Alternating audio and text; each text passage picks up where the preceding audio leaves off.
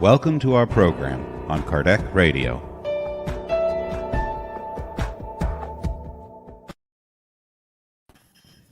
Good evening, everybody. Wednesday already here in Ireland.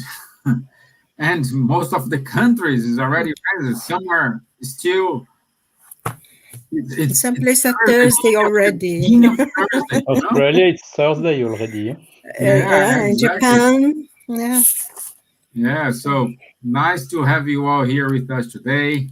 It's a pleasure. And today we're going to talk a lot about something.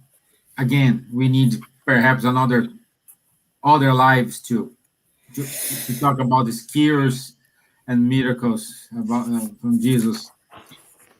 And I want to say feiute, my Irish friends.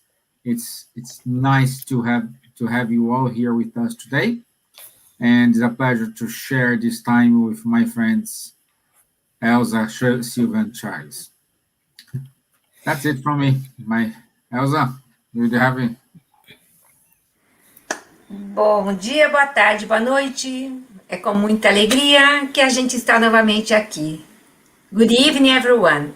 It is really a great pleasure to be here today and talking about Jesus, about something that is very important in our life. This doctor, philosopher, teacher, professor, Jesus is everything, feeding our souls. We are thirsty about Jesus. So I hope you all be together, make your comments, your questions, and how do you see Jesus in your life?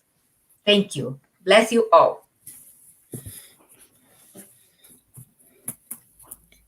Ladies first, Silvia. Oh, yeah. Okay. Hello, good evening. Boa noite, boa tarde. Good afternoon, whoever you are.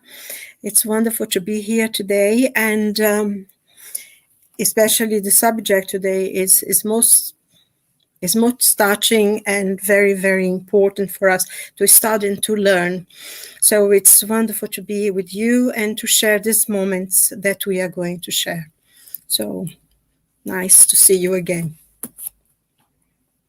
Bonjour, bonsoir à tous. Merci encore une fois d'être avec nous ce soir. C'est un très grand plaisir pour nous de partager ces informations qui nous font tellement de bien avec vous, notamment aujourd'hui sur ces fameux miracles, ces guérisons qu'a réalisé Jésus, et donc pour lesquels on va essayer d'y voir un peu plus clair dans toute cette nébuleuse que nous ont léguée au cours des siècles le clergé et tous les représentants des églises.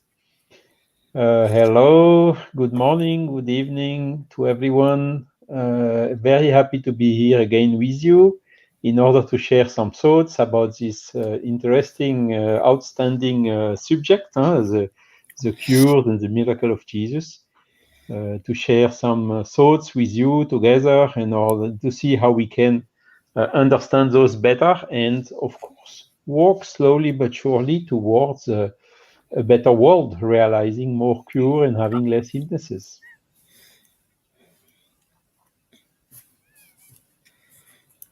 Okay, good to have you. And also, we do have a lot of friends here with us. Marisa from Brazil. Good afternoon, my dear friends. We have Lea from Sweden.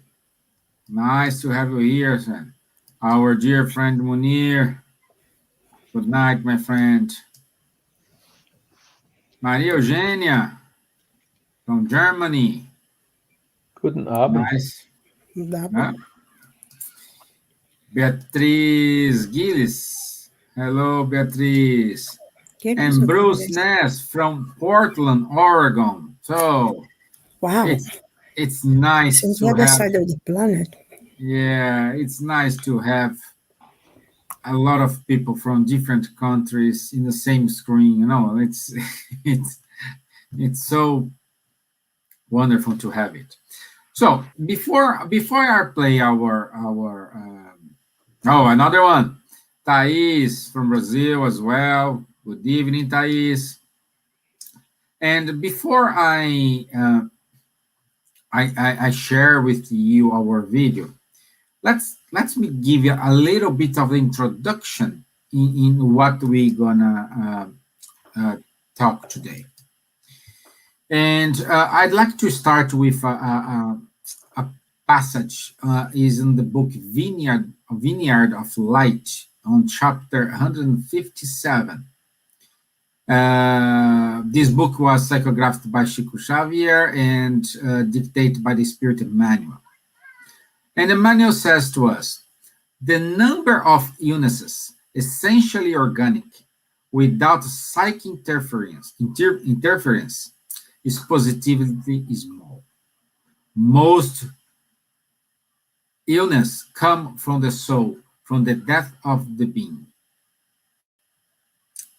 So, in order to understand this, we need to do a kind of a reflection here, because the incarnated man, the human being, is formed by three parts: physical body, perispirit, and the spirit. Okay? And these three elements, these three parts are interconnected. They are connected. Okay? And in order to avoid to get sick or not to have a problem, these three parts must be balanced. I'm sorry, Munir, I'm not using technical scientific things here, but that's my simple way to say this. We need to have all this balance. And any disease we have usually is caused because we go against the laws of nature or laws of God. Okay? Also, we get sick because of current existence, like for example, lack of hygiene, lack of physical exercise, consumption of unhealthy foods, of unhealthy habits, bad thoughts, bad attitudes. So this cause the diseases in ourselves, or sometimes due to wrong actions we did in our previous incarnations. But I want to emphasize that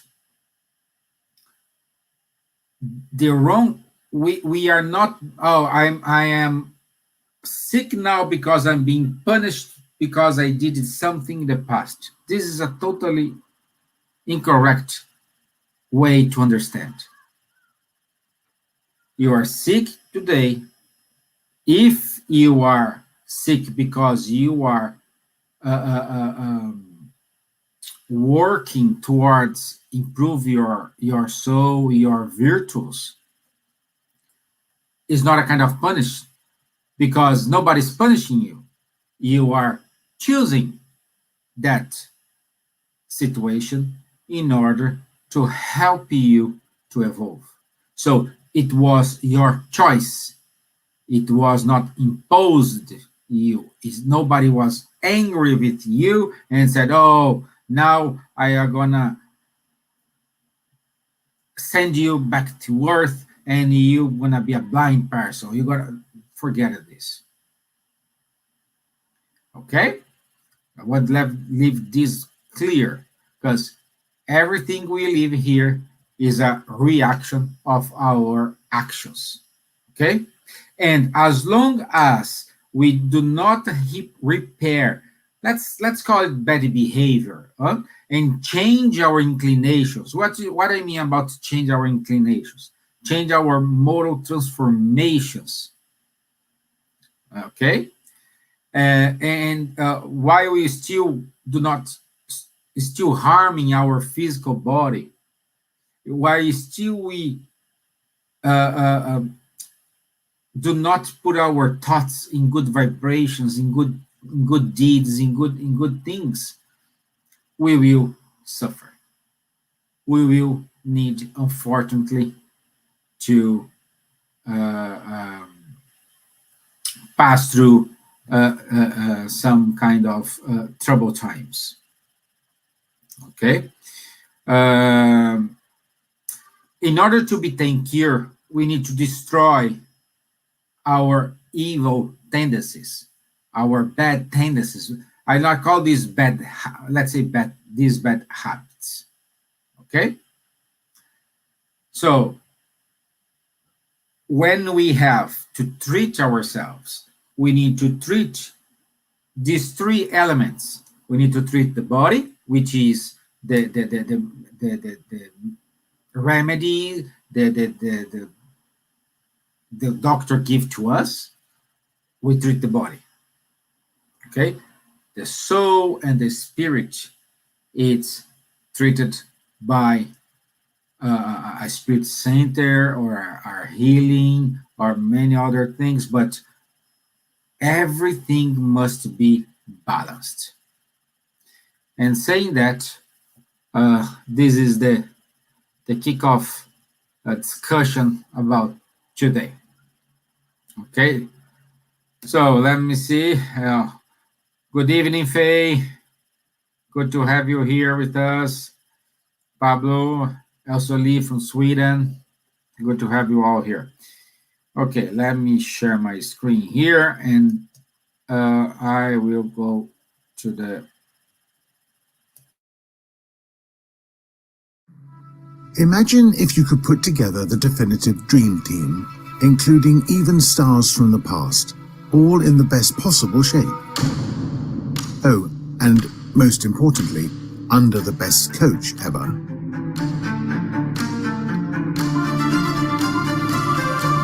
It was a team like this that Kardec had at his disposal to organize the Spiritist teachings. Apostles, visionary scientists, and great philosophers working together on the same project. And with the advantage that they are all in the spiritual world, that is, with their intellectual and moral resources maximized. Away from earthly passions and led by Jesus, this team of superior spirits instructed Kardec not to waste time on mysticisms and controversies, focusing his efforts entirely on what would constitute the basis of a more harmonious and happy civilization, the transforming moral content of the gospel.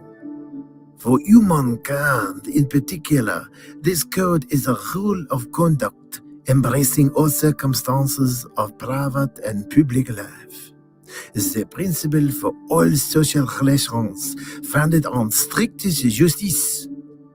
It is finally, and above all, the infallible path to the happiness to come, a corner of the veil lifted regarding the future life. It is this part that is the sole object of this endeavor.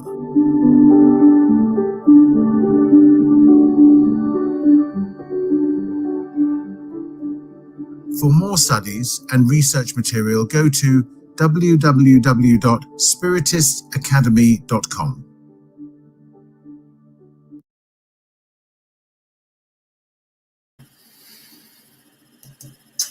Another amazing video from our friends from Spirit Academy. Thank you very much. And let me start here. Let's see where I go now. And I think we have a couple in UK, more specific in Brighton. Mrs. No, let me see. No, I think I'm wrong. I'm wrong. I want to go to France first. Sorry, guys. I just changed the order here. Yeah, Mr. Monsieur Charles. We have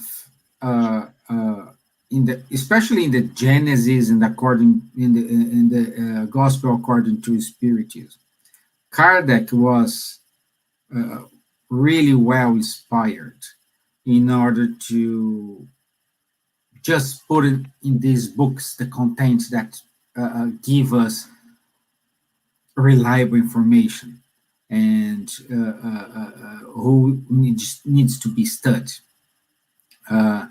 Saying that, could you give to us what's the difference between cures and miracles? Thanks for the question, Stevan. First of all, miracle in the common sense being understood as something supernatural, or above the natural laws, or even a derogation of the natural laws on God's will. Such miracles, simply, to be frank and clear, do not exist. Okay?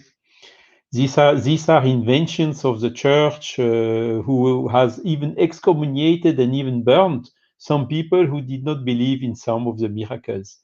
And this came from these centuries of ignorance, that where the people were impressed by this and then, of course, manipulated and dominated by the authorities. At that time, the people were believing in miracle of any natural phenomenon which was not known at that time, were considered as kind of miracle or coming from God or God's act of God or whatever. And with the evolution of science has then explained some miracles. For instance, the thunderstorm. Franklin invented, understood exactly how it was, what it was, and how to convey it, and even to protect us from it. So the more science is progressing, the more the circle of these extraordinary things has reduced, has tightened. Nevertheless, science has explored only as we told in the previous lives, only the law of matter, of the physical laws, and nothing about the laws of the spiritual world. So what happened is a lot of the phenomena which are explainable only by the laws of the spiritual worlds have still been, or still today are considered as miracles, simply because we don't understand the source and the cause of the laws which are governing them. And as we also explained in the previous lives, Spiritism came exactly to explore, to study, and to understand better these laws which are governing the spiritual world. So in a certain way, Spiritism is revealing the new laws governing the spiritual world. And through this, it is possible to explain a lot of phenomena that are under the jurisdiction of such laws. Okay, and as it has been clearly told by Stevan already at the beginning, during our incarnation, what are we? We have explained it also in the previous slide. We have a physical body, we have a spirit, where resides the intelligence and the will, and an intermediary between both, which is the perispirit, or the spiritual body, which serves as an interface between the spirit and the body. So the spirit acts on the perispirit, who in turn acts on the body. Okay, so this I think you have understood it now. And through this law, of course, we can understand, as also Stevan explained it, the origin of some illnesses, which are coming most from the spiritual body than from physical body, with some exceptions, of course. When we harm ourselves with a knife or whatever, it's of course coming from the physical body, or some actions like from asbestos, or some of nicotine, or some type of cancer also have an origin which is clearly identified in the physical world. Nevertheless, the mechanisms are still not fully explained, how this in turn then turns into an illness, and most of the time it flows through the perispirits and come back to the physical body. But okay, that's another story. So with this action of spirit and perispirit and body, we can understand to come to the cures of Jesus, which have been, of course, during all this time considered as miracle, because they were simply unexplained. Just to close about the miracles, God is almighty. He can do whatever he wants, so he could do some miracles. But let's think a little bit, why should God do miracles? If God exists, he is perfect, and the laws of nature are perfect. So why should there be some exceptions, some childish derogation to these laws just to show the power of God? No, the power of God is much stronger in the fact that the laws of nature are perfect. So this is why, again, the miracles do not exist, and all these incredible and wonderful cures that Jesus managed to perform have an explanation coming through this law governing the spiritual world. Because Jesus, we also told a little bit about him. Jesus is not God. Okay, there is a difference between Jesus and God. God is the infinite, is the first cause of everything, superior knowledge, whatever. Jesus is a very high elevated spirit. He is probably one of the most elevated, or anyhow amongst the most elevated spirits who ever incarnated on earth. So he was really far, far, far above the evolution level of the other humans, including today, 2000 years after. His level of evolution was much, much higher than the average of that time, and even than the average of today. Okay, so his knowledge and his psychic power was really outstanding, far above the average. And the superiority of Jesus over humans was not linked to the particularities of his physical body, of course, but to those of his elevated spirit, which dominated matter completely. His spirit was probably made out of the most quintessential or tiniest fluids, the more pure fluids which are can be encountered here on Earth. This plus his knowledge, plus the fact that his soul was, how to say, with a connection to the body, giving him to his soul a lot of freedom, enabled him to have a lot of mediumship facilities. For instance, to see from his spiritual eyes immediately what the person in front of him had as a situation, not only on the physical body, but also on the spiritual and perispiritual bodies. So he had all this perception and also this strength. For instance, by his healing power was absolutely outstanding, much, much higher than the average. And this is what basically explains all these incredible cures he has performed, that we can see full in the gospel.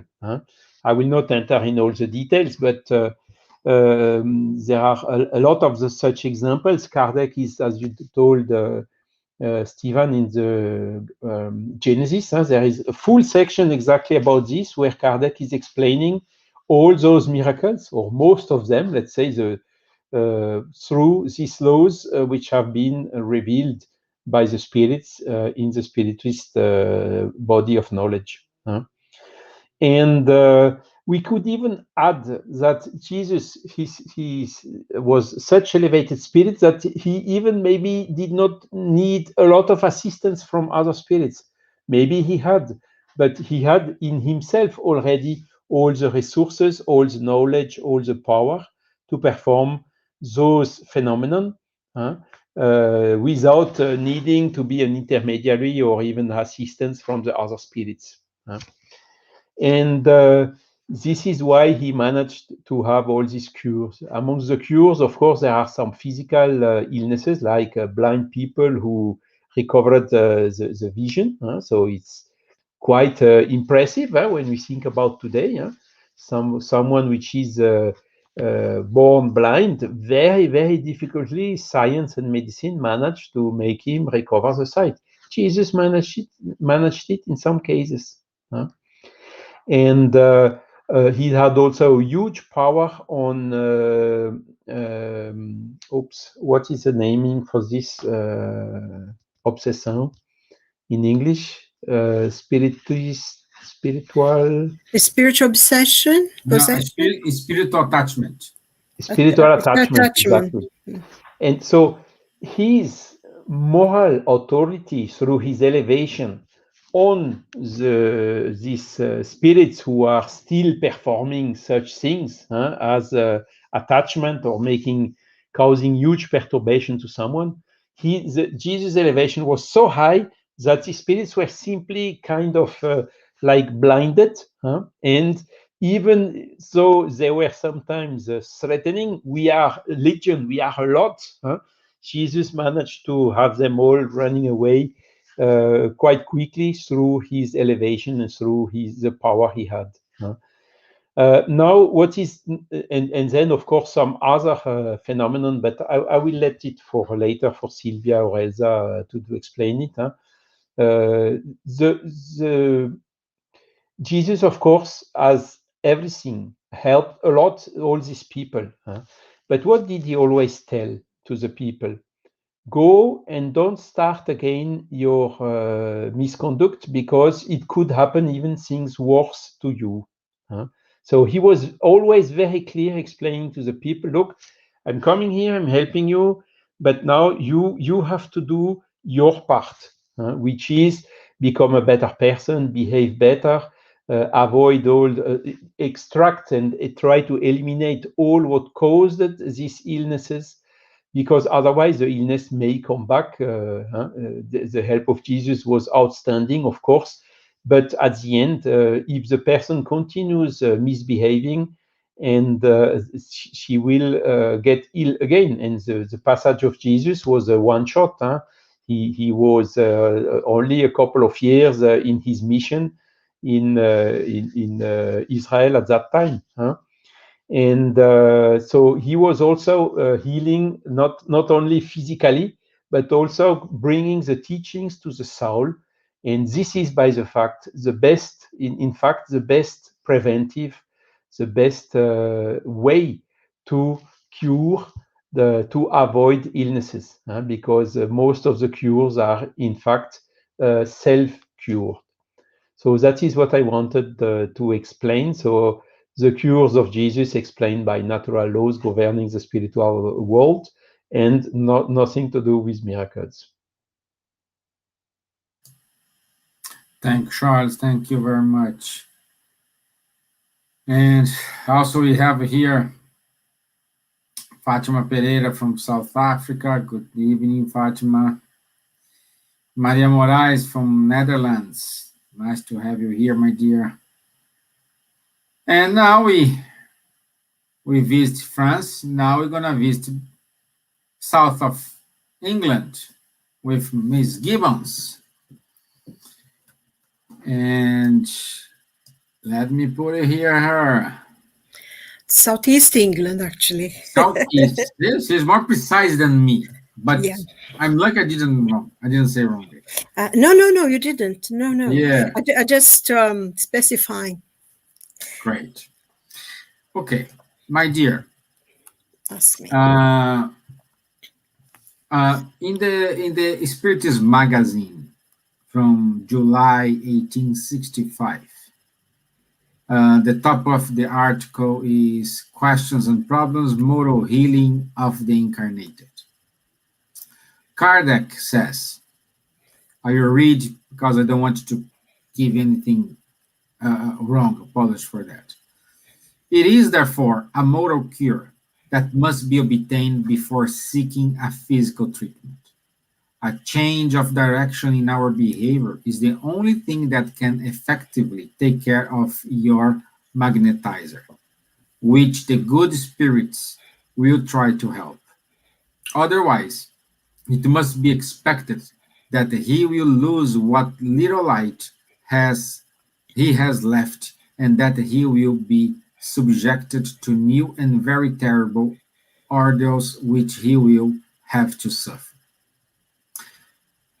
I like the first sentence when Kardec says that a moral cure must be obtained before seeking physical treatment.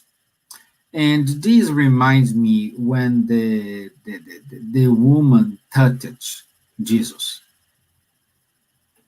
She didn't say a word to him. She didn't met him face to face. She just touched his clothes. And he said, somebody touch me, and virtus came out of me. Saying that,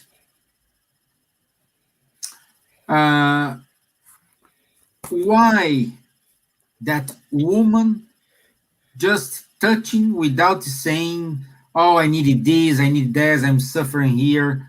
Why this virtue was direct to her and healed her? Can you talk more about it, please? We'll try. I think Charles actually already gave quite an explanations about the miracles and everything. It is true that through healing, if one goes, not feeling well, physically well, or and they go to a spiritist center to receive healing and everything, even the problem of spiritual problems, that's prayer, as I said. There is a lot of help from the spiritual world. But I think if we can remember what, that saying, God help those who help themselves. We can only do as healers or as the person helping or from the spiritual world, the spiritual benefactors, they can only do so much. And I think like Charles pointed out about Jesus, he said, go and see no more. Don't do it again. It's very interesting because he's he's telling them, you received help, but now you have to help yourself. You have to change the way you are, the way you think, what you do, the way you behave. And I think this is a very important thing because it comes to the point that we are our own healers. Basically, we have help from doctors, from spiritual healing, from prayers, but basically we have to take this all and we have to help the process of healing ourselves, because we are the ones who ultimately are the healers of our own self. Now, I think, in the many miracles of Jesus, and there are 37 miracles, very specific, he had different kinds of healing. He was able to, with his authority, he was able to manipulate nature, life and death, illness, spiritual illness, and everything. Because I think Charles is very good in pointing that out, the nature of Jesus being a superior spirit, that we have no idea of how superior he is to us. But I just find, I find this, I don't know, it's my experience, or maybe because I think that, I don't know. But whenever, like when I was studying this today and yesterday, and whenever I'm reading anything, like Amelia Rodrigues' books, like those Givaldo books about Jesus and the story of Jesus, I feel so good. It's just like something inside me moves and changes, and that little nasty person that I can be sometimes seems to move away from me, and suddenly I feel really calm and loving, and I love everyone, and I can see some things and say, oh God, forgive them, bless them. So I think maybe in a way I should be doing it all the time, so I would get the ugly one away forever. Because it makes just reading about him, just thinking about Jesus is a process of healing. It happens. I feel myself this. I don't know how other people feel, but whenever I'm studying, like I was doing, if I feel at ease. There is a calm of peace that comes over me, and I feel that healing coming over me. And I think that that's one of the things as well, because I finding all the miracles of Jesus, when he cured the blind man, the one who was paralyzed, the woman, the man with the withered hand, the one that they brought to him, he would never go and actually heal anybody. First, if he could, he would ask, what do you want me to do for you? He would always ask that. And then they said, I want to see, Lord, or I want to walk. And then he would say, another thing also, he would always say, your faith healed you. He never say, I healed you. He said, your faith healed you. And I think in the example you gave of the woman who had the issue of blood for many, many years, who suffered a lot, she couldn't come close to Jesus because, of the multitude. But she felt that if she could even touch him, she would be cured. And of course, when she is able to just touch his clothes, I think her faith was so strong that he would heal her, that he could feel that energy coming out of him into her. And he says, who touched me? And I always find very interesting the answer that Peter gives. So, how do I know? There's so many people around. He's so like us, poor Peter. But, and then he said, and she said, it's me, Lord. And then Jesus said to her, your faith has saved you, has healed you. And I think that really comes to the point that what Charles was saying. There is not such a thing as miracle. A lot of those things cannot be explained. Some of them can now, but some of them cannot. And it's interesting as well, when we see the different healing that Jesus done. You see, for instance, the blind man from Bethsaida, Jesus, he says, somebody brought him to Jesus because he was shouting. He knew Jesus was passing by and people kept telling him to be quiet, but he was screaming. And then Jesus said, bring him to me. And he said, what do you want me to do for you? And he said, I want to see. So, and Jesus just just healed him and said, your faith, it goes. But then you have the blind man of Jericho. And that was interesting because Jesus spit on the floor, got part of some of the soil and mixed with his spit and put in the man's eyes. And this was like something physical that he did. And then he said, go and wash your eyes, and he goes and he could see. And it's interesting how in this point, he I don't know, personally, I feel that maybe the man was blind in a sense that he didn't have anything to one of this physically blind, that he didn't have the elements inside his eyes to be able to see. So in that gesture, Jesus created the organs that he needed to be able to see. And I think this is very interesting, how he used the energy of the soil that we're all made of. We are made from the elements of our earth, and create like eyes that he could see. And but also, the apostles asked, but is he, whose fault is it that he's blind? And Jesus said, is it his or his parents' fault? And then Jesus said, no one is at fault here. He's an example. He's a godsend.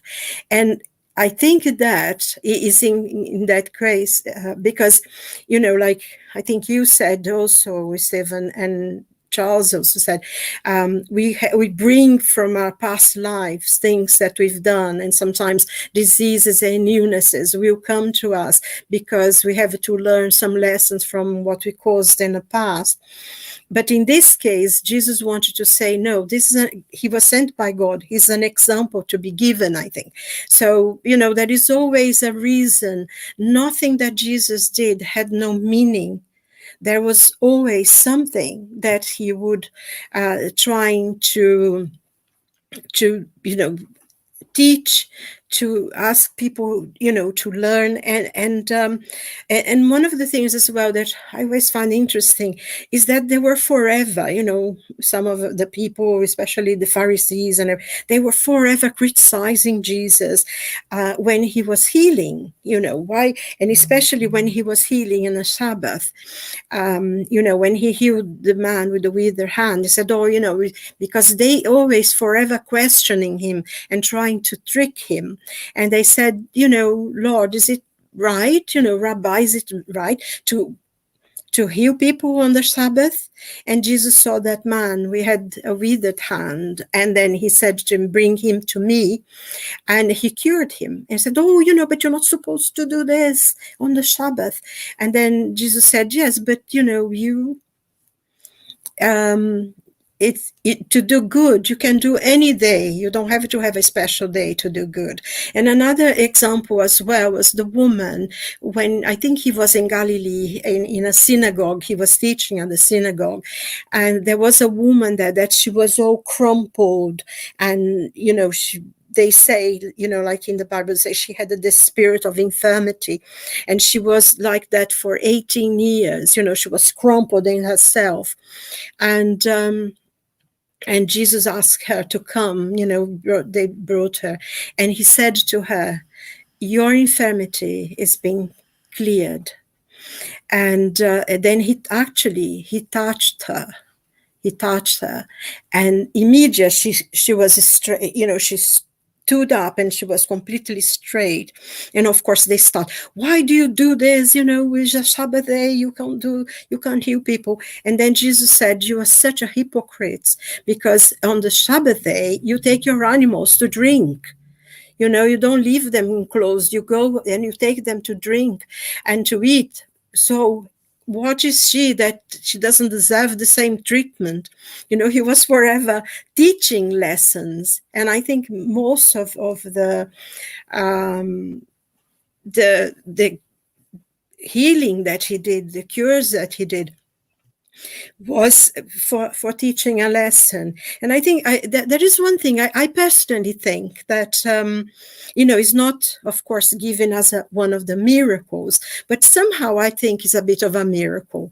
The story of Zacchaeus, when he's running to see Jesus, he knew Jesus was coming. He was one of the money lenders. He was a very rich man and despised by all and all because he was a money lender and tax collector and all sorts of things. And people hated him because they despised people who did that.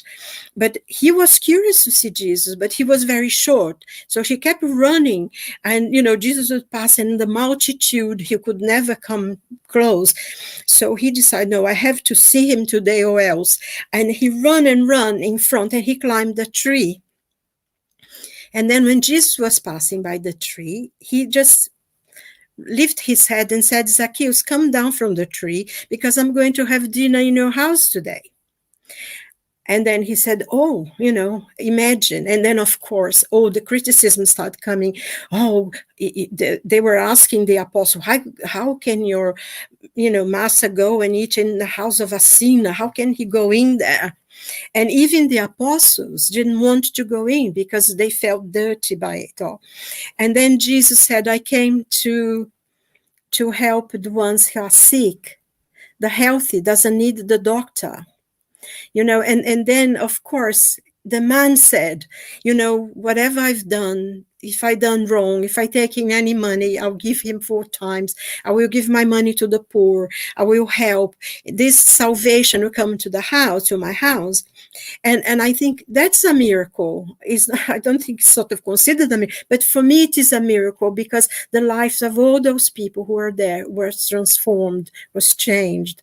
And I think that is the beauty of Jesus, that he didn't see anybody not worthy of his love, not worthy to being helped, not worthy to be listened to.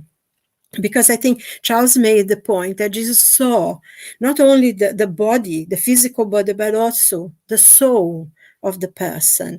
And those who were in the point of changing and transformation, that was beginning to make that effort, they were healed. they were blessed. And I think, to me, that's one of the beauty of the miracles of Jesus. He fed the 5,000 with 2 fishes and 3 loaves of bread, and you can go on. He stopped the seas, and he healed so many people. He cleared the lepers, and so many things. But I think in when he cleared the devils from people, and he had that authority of goodness, his authority was goodness, that he was able to overcome, and control so many things and help, because I'm sure the lives of those people were changed, and so the spirits that he was clearing from them. I think one point as well that to me is always very interesting, that whenever he met what they call devils, they always recognized him. When he was with the Gadarene, he said, who are you? What do I have to do with you? They recognize his authority, even the spirits that were there, suffering spirits, really torturing others for whatever reason. So I think that something that to think about, because our life is a miracle to have had Jesus, and for us who know about him and know what he did for us, although it's beyond our understanding most of the time, but I think it's something that we have to bring it into our hearts and to try to live at least some of the lessons that he left for us. So I think it's a wonderful thing, and I think we could talk about this, this forever, but I'm closing my part here. Thank you.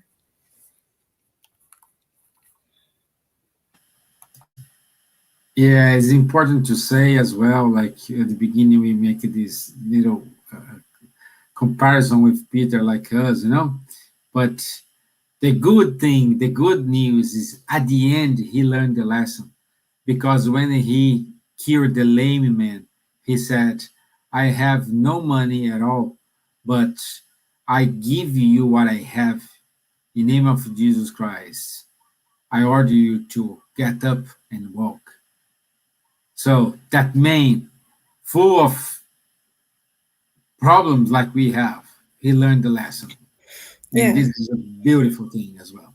Yeah, so it gives us, it tells us that is within us to make a change and to be better.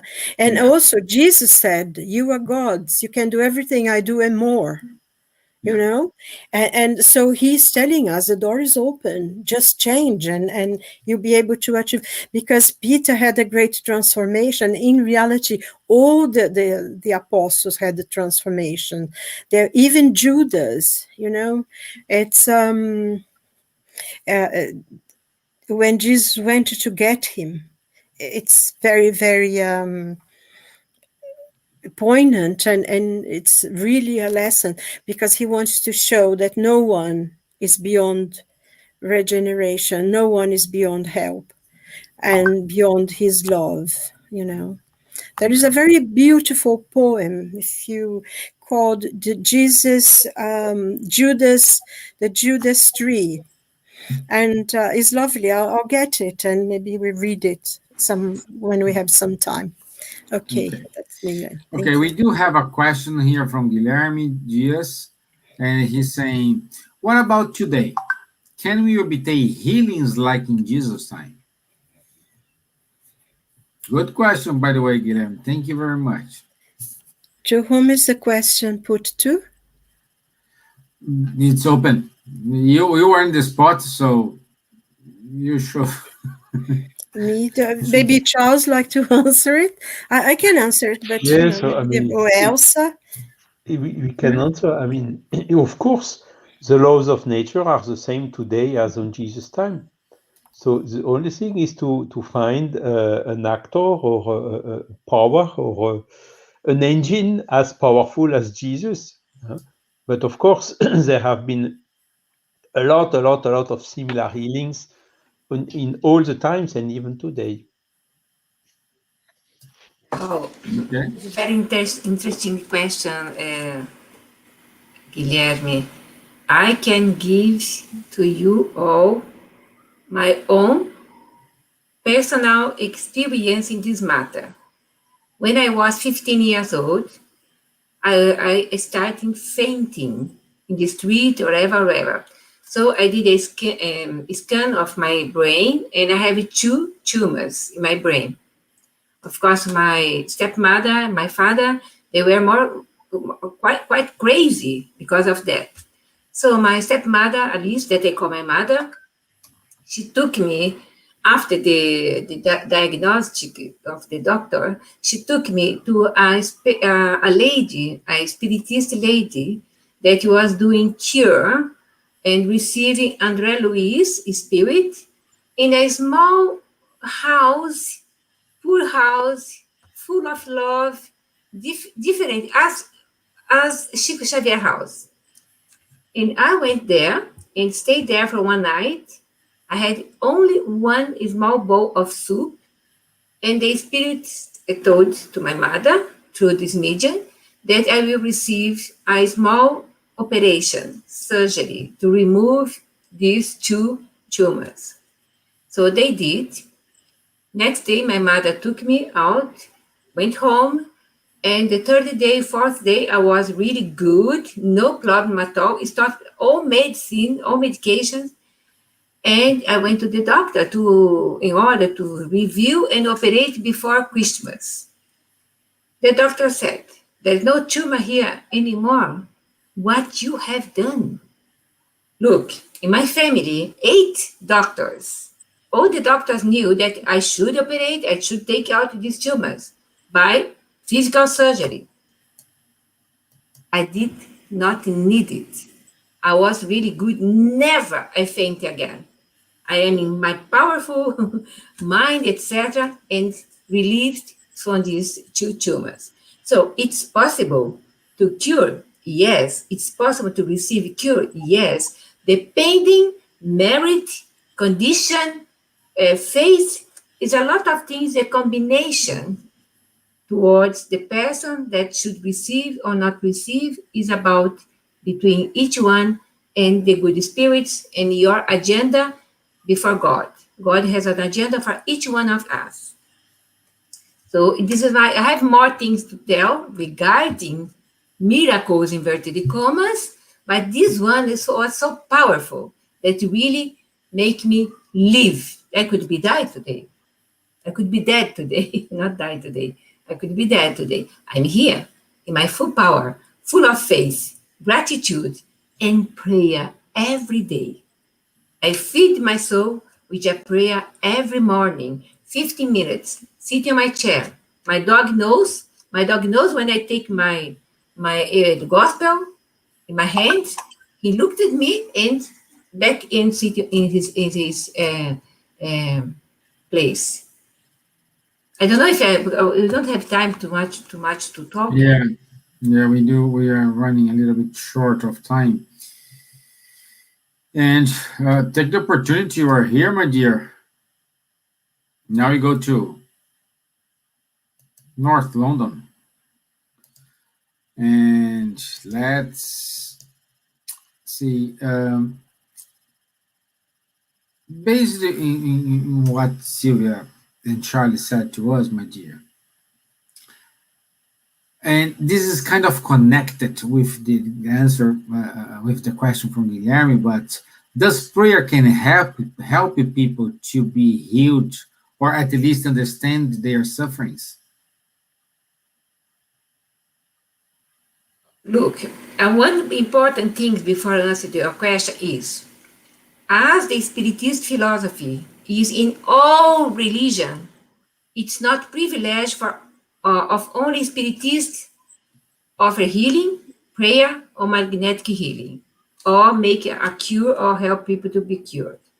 But apart from the ordinary medication elaborated by science, magnetism allows us to know the power of fluidic action, and Spiritism reveals another powerful force in the mediumship of healing and the influence of prayer. As I said before, it's a combination. But prayer is between you, person, me, person, and the Almighty Father. In between my prayer from here, my heart, my mind, towards God, there are many spirits, spirits, friends, a guardian angel that we call guardian angel because it's Atavic word, but we know that the guardian angel, there's no wings, yeah? Come and go, but no wings. And we have a spiritual guide that is with us before our born and continue with us. So they know more than us what is the best thing for us to undergo in this existence.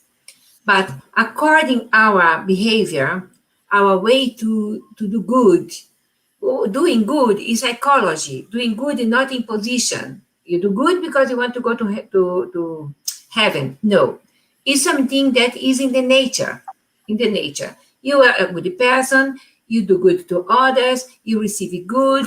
You are improving your soul. So you are towards a good life, eternal life. So our turn is to pray. Doesn't matter if you are Muslim, you are Shintoist, you are other kind of religions, no Christian religion.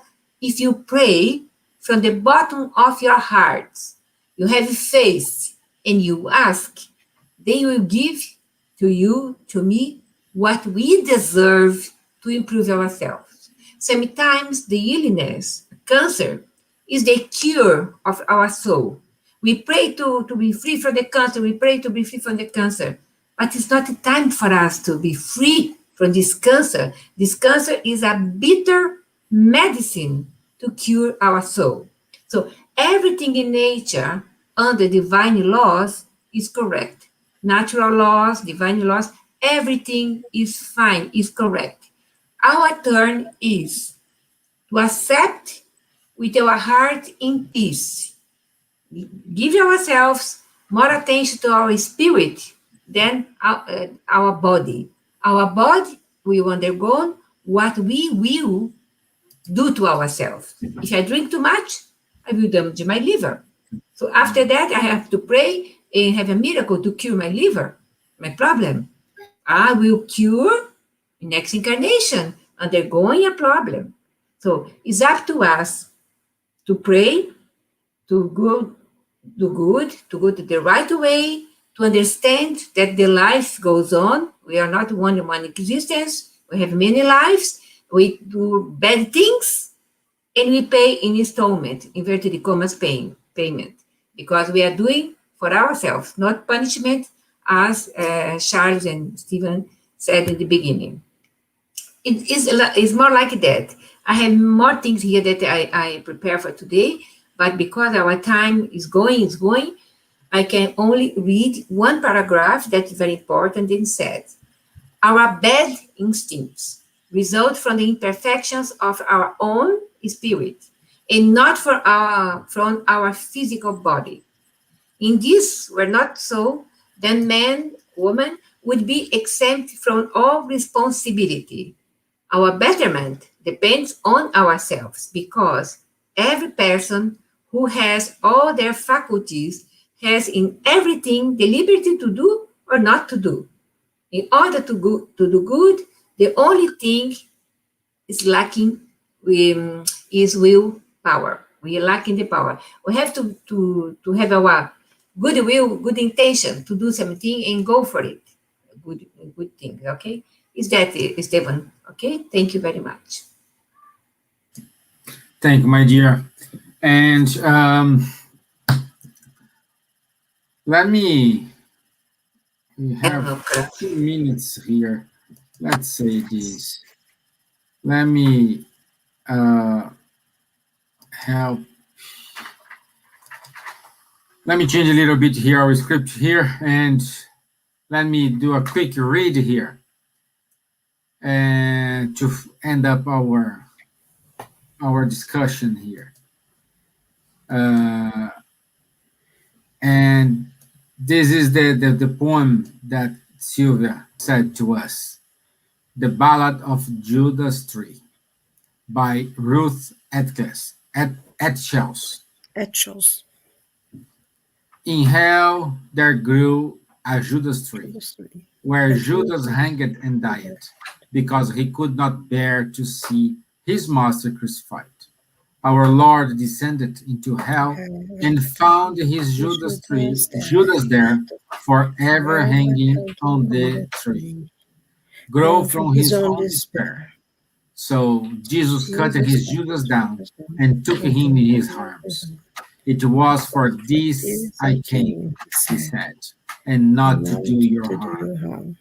My Father gave me 12 good men, and all of them I kept. Though one betrayed and one denied. Some killed and others slept. In 3 days' time, I must return to make the others glad. But first, I had to come to hell and share the death you had. My tree will grow in place of yours. Its roots lie here as well. There is no final victory without this soul from hell. So when we all condemn him, as of every traitor worst, remember that of all his men, our Lord forgave him first. Isn't it beautiful? It's wonderful. It's wonderful. It's exactly what Bruce wrote to us here in Latin, Agape in Pax Profundis. They understood. Silvia knows by heart, I think. He knows. Yes, because I've read that. It's and I like when you said, the way we judge everyone, but then Jesus, he didn't. Instead, from we have to remember from all of them, Judas was the one that Jesus forgave first. It's a beautiful poem. Do read it. Get it on Google it, and you see how absolutely wonderful it is. Yeah. So also, I'm saying more here. Buonasera, Gazella. Glad to have you here with us. So that's it. And before we go, let me share here our announcements. And our next show, it's Spiritual Light, Plurality of the Inhabited Worlds. And we will have a special guest because it's the last show of the month with Alex Karsioff. So don't miss it. Put it in your agenda. Next Wednesday, 9 p.m. London time, we will have this wonderful discussion here with Alex and ourselves. Okay, so what more? Yeah. Faye will give us a wonderful talk on 4th of September, the mystery of Joan of Arc. It is unmissable, and I'm dying to see Faith here and give these wonderful inputs and insights. So don't miss it on the 4th of September, 4 p.m. London time. Okay. So also at the end of this month, in August 28, the following Saturday, we will have a talk with Spiritual Questions about Animals by Dr. Aulus Cavalieri Karsioff.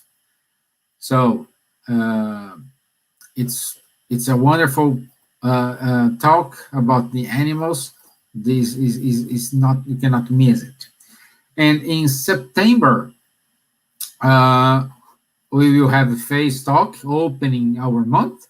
And on the 11th of September, we will have the conference on suicide prevention, which we will have 5 amazing speakers: Tani Stevanin, Mick Collins, Fernanda Perini, Marina Stigl, and Peter Fenwick. So please, guys, don't miss this. It's a wonderful event, 11th September from 6 p.m. to 8:30 p.m.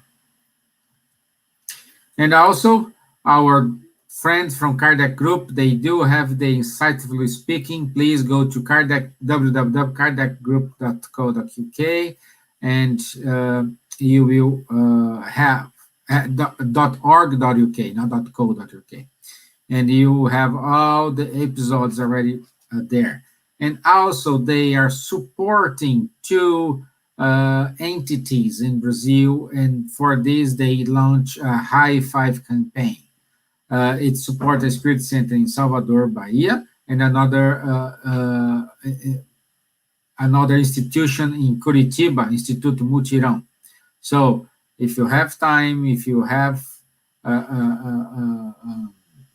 any spare change or any donation, please give this to the program High Five, and you supporting all these two groups who are in serious trouble due to this COVID times and nowadays. Okay, that's it. No more announcements. And it was nice to have you all here. It was nice to have you all here, sharing these moments. Again, what we said at the beginning, 1 hour is too short to talk about it, but we promise we will repeat this again with a different point of view, but we will talk more about it. Thank you very much. So my dear Elsa, dear Silvia, thank you very much. Merci, Charles. Merci. And all of you, my friends, my Irish friends, thank you very much for allowing to have us in your mobile phone, in your laptop, in your TV. Thank you very much. And I wish you a blessed week full of joy and happiness. Thank you. Okay. Over. Bye, You cannot forget everyone. our friends who are here with us. No, so many friends. So thank you. Thank you very much. Have a blessed week, everyone. Deus abençoe. Tchau. Tchau.